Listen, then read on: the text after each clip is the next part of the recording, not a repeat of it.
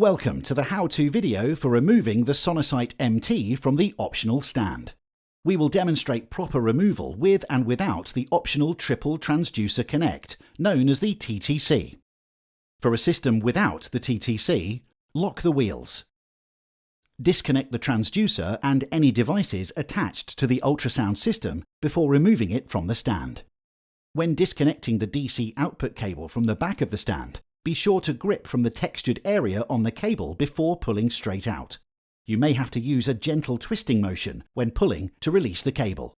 Press the center latch on the stand head to lift the front end of the system, then lift the system off of the stand. Carry the system using the sturdy system handle. The TTC is optional with the Sonosite MT and allows up to 3 transducer connections to the system.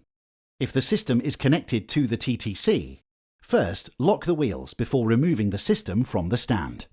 Press the center latch and tilt the system back. Reach between the system and the stand platform to disconnect the TTC by pulling the latch down and then rotating it. Now it's time for you to explore the Sonosite MT on or off the stand.